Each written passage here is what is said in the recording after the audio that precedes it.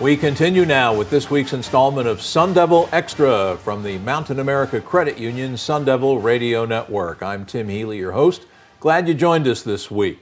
You know, one of the highlights of this past weekend in Sun Devil athletics was a terrific performance on the road by the Arizona State women's basketball team, resulting in the Sun Devils' first Pac-12 win of the season. A 73-65 victory over the Washington Huskies at Heck Edmondson Pavilion in Seattle, as the Devils were led by the brilliant 34-point performance of guard Jaylen Brown. Here with us this week to reflect back on Sunday's win at Washington and to fill us in on her 2023-2024 Sun Devil squad is second-year Arizona State head coach Natasha Adair. Great to see you, Coach. How you been? Tim, glad to be here. Been busy. It's that time of year, right? It is that time of year, but so grateful to sit here with you and talk about our squad. Our young squad, but a squad that's fighting, as you can see, and growing and just persevering in so many different ways. So really looking forward to sharing some stories about them today. Yeah, perseverance, I think, is the word. I mean, put yourself in the kids' frame of mind. 6 straight Pac-12 losses to open the season, and yet they continue to hang in there and battle, and it paid off on Sunday. It had to have been a really satisfying win for you and your group. It was, and you know, in building a culture and with our team especially, you know, the players have just gone through so much. And having a roster, 15-player roster, you just say, okay, next player up. And I think that's just been the testament of just every day in practice and working towards the moment. The losses, absolutely, they're gut-wrenching, right? You know, you play every game to win, but you grow. And we just kept telling them, 40 full minutes. You saw 20 early, then they 25, 30. They just kept creeping. And even the night before, when we went against Washington State, we played phenomenally the second, third, and fourth quarter. But you have to start ready to go at the tip. And so those are the things that in teaching and coaching and prepping them and building them, I just thought, you know, on Sunday, they really put it all together. Beautiful, obviously, performance by Jaylen Brown, but there were so many other players that were the supporting cast. I mean, I thought Jaden Simmons she's just been a phenomenal leader for our group. Not going to be the loudest in the room, but she's going to be the most efficient in her work, in her discipline, in her effort, in her leadership. And just her defense on Sunday, it was from start to finish. You know, I just thought it was tough. I thought it was intentional. I thought it was disruptive, all the words that we talk about. But then, you know, Mallory Miller, I think she's come on over the last really 2 weeks. Her performances, but she's a freshman, so it's starting to make sense. This is the first wave of conference play. I just think the light bulb, Tim, is starting to come on. Wow. Isadora Sosa, she's been sidelined due to injury. She is another veteran, hasn't logged a lot of minutes here, but again, leadership, IQ, poise out there on the court. And so Trayana Crisp, I know we're going to get to talk about all of them, but she grew up, I think, a year ago. She played a lot late, but she had a nagging knee injury. This year she kind of went down, missed the Washington State game because played 3 minutes, went out with a shoulder injury. We could have used those 16 points, Sure. You know, and so this group has had a different lineup pretty much every night since November. Wow. And the resilience of this group, the toughness of this group, and like I said, with Jaden leading the way in the sense of the player who's logged the most minutes, everyone else, for the most part, is in a new role with the team. So I'm proud of them. As well you should be, and to me, one of the most compelling aspects of Sunday's win is that you put up 73 points. That's about 20 points more than Washington allows per game. The Huskies came into Sunday's game 7th nationally in scoring defense, allowing 52 points per game. Arizona State puts up 73 in the win. What makes the Huskies so tough to score on, and how were you able to get those 73 on the board? Well, I've known Coach Tina Langley for a long time, even before she took over at Washington. I remember when she was at Maryland. I remember when she was at Rice. So, you know, she was on the East Coast with me for a little while. And her team, they're very disciplined in the system in which they run, right? They run kind of a continuity offense, the Princeton offense, and they literally want to tire you out. So you have to be disciplined defensively to guard for those 30 seconds, because they'll make you pay if you stand up at 28.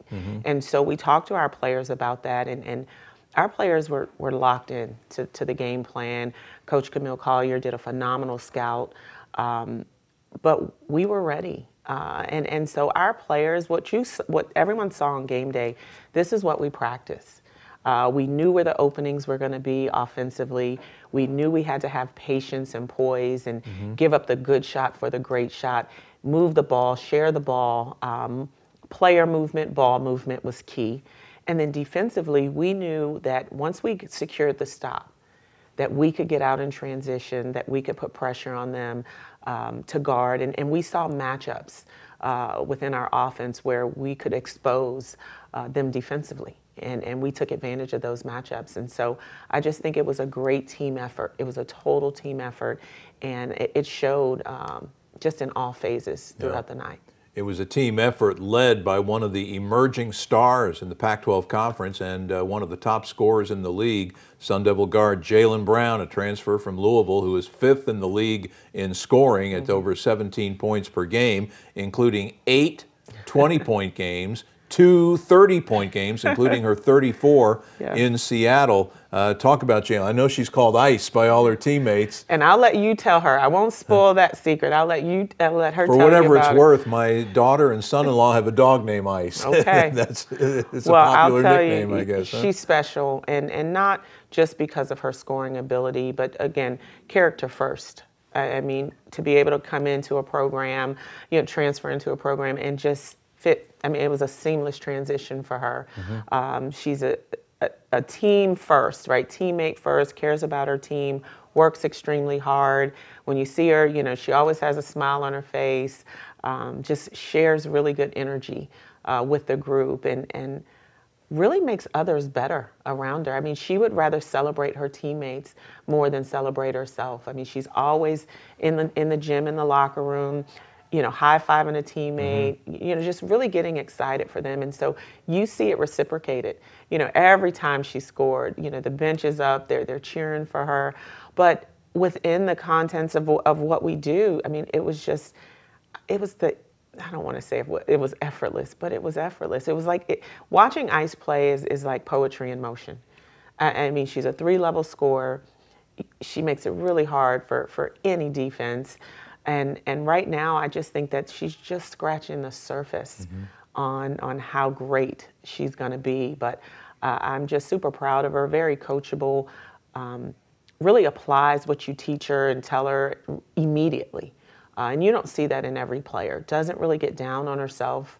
I mean, just when the lights come on, it's time. I mean, she shines, and I'm grateful that she said yes.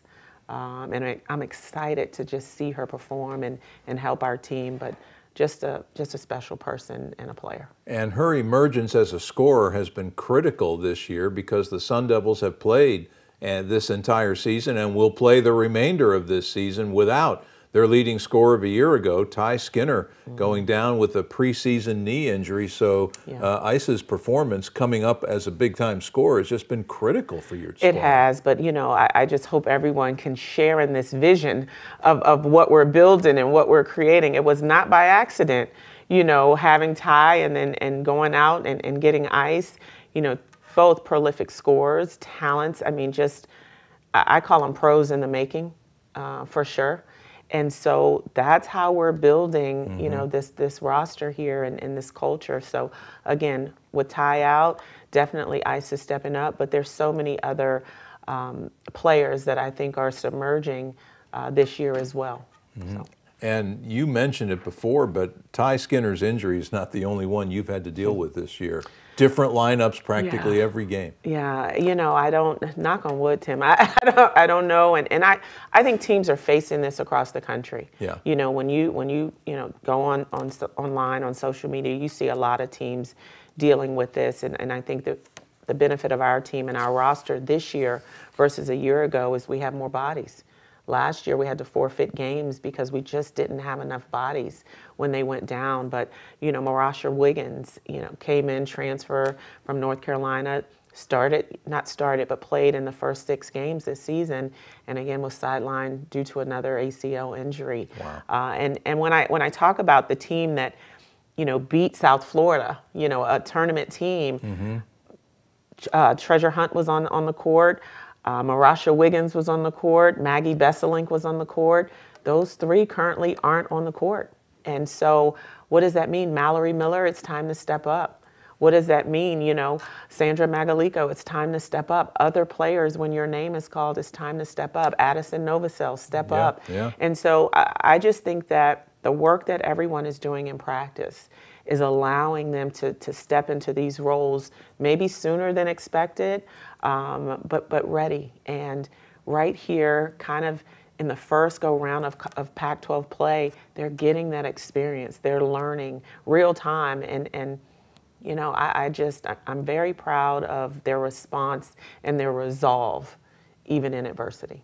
So now the stage is set for what figures to be a big weekend of basketball as the Sun Devils, for one of the few times in this stretch where they're playing 7 out of 9 on the road. Yes. The 2 home games in that stretch will be this weekend.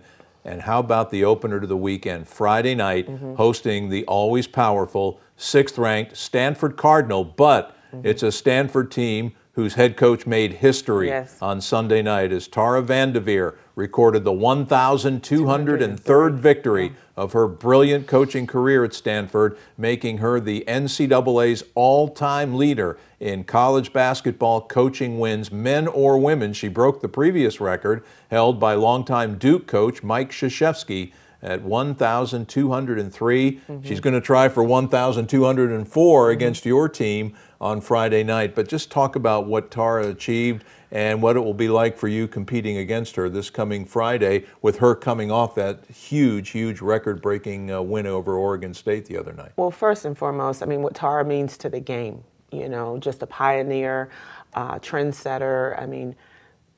What she's fought for women's basketball and just Title IX. Everything that she stands for in the game. I will tell you, when I first got in the league, the first phone call was from Tara. Wow. Welcoming me to the Pac-12, letting me know, hey, you're with the best, and you've earned that, and congratulations. And so whatever you need moving forward, aside from us on game day, right, I'm here for you. And even through the first year of injuries, she said, other coaches have been through it. You're not the only one. When we won our first game this year, congratulations on the win. Just first class. And you don't get that from every coach. I've been doing this for 27 years. And you don't get that phone call. And that just speaks to who she is as a person. And so when she broke the record, obviously, I text her. And, her response was, thank you for taking the time to text me. Like, are you kidding me? Yeah. And so when Friday's game comes, it's not a matter of being starstruck. It's time to play. It's time to compete. Right. But you do respect what she means to the game, what she's done for women's basketball, but just the example that she sets. For her to have started out at a time where Stanford wasn't where it is now. Right. But what she's done, I remember when they said, someone interviewed her and she talked about her first win, when she was coaching. And she said her first response was, wow, this is hard, And over time, she just worked to build it. And she said the biggest thing, her takeaway is what she gets to pour into the student athletes, the young people. Yeah. And that's just who she is. She's someone who gives. And she gives so much of herself. Doesn't want all the accolades, doesn't want all the noise, but has earned everyone's respect. Yeah. And so nothing but congratulations to her for what she's done. if I'm not mistaken, I think she's 70 years old, and she says she's been coaching. She's been a head coach since she was 24. Yes. Can you imagine that? Yeah. That's something That's else. a long time. And so her team will be here Friday evening. It'll be a 6 p.m. tip, but let's not forget the Sunday game this weekend, a 12 noon home matchup against an always solid Cal team. Correct. Charmin has done a phenomenal job this year. Her team's playing hard. They're competing, and I'm excited to see us. I know, we talked about what Tara has accomplished, and, Charmin has always been a really good friend of mine and a competitor in this league. But I like where our group is right now. I think the biggest thing for our team is knowing that they can do it. It's hard to see it when we're saying you can, and it's not translating into those wins. Sure. But watching them earn that win, it wasn't, Washington didn't have a bad night. Our team came ready to play and made it hard for them. And knowing that they were proud of their effort, their discipline, their focus, and players stepping up and making big plays and being gamers when the lights come on, I think it just gives them a confidence as it would anyone else. And so we're at home. We're glad to be back at home with our fans. And so it doesn't matter who the opponent is. There will be a strategy in place. Our players will execute it. But right now, I just think the confidence of all of our players on the floor, they're really excited and ready to go, and they will be ready for Friday, and they will be ready for Sunday. So it's for us, it's always going to be, what do we need to do to win? So for us, it's a 2-0 weekend at home. You won't want to miss it. Friday night, Tara Vanderveer in the 6th-ranked Stanford Cardinal here for a 6 p.m. tip, and then it'll be a 12 noon tip on Sunday for ASU and Cal. If you can't make it out, we've got you covered on the Sun Devil Radio Network, as Jeff Munn and Maura McHugh will be courtside and bring you all the action of both games on KDUS 1060 AM and the Sun Devil Radio Network. Pre-game coverage will start at 5:30 on Friday afternoon, and then again at 11:30 on Sunday morning for ASU's matchups with Cal and Stanford. Natasha, always great to catch up with you. Best of luck this weekend, and hopefully the gals can keep it going the rest of the season. Yes, Tim, thank you so much. Sun Devil head basketball coach Natasha Adair with us here on this segment of Sun Devil Extra. Coming up, we will close out this week's show with a visit with one of the emerging stars in women's basketball in the Pac-12 Conference, as Sun Devil guard Jaylen Brown will join us. But first, these messages. This is Sun Devil Extra from the Mountain America Credit Union Sun Devil Radio Network.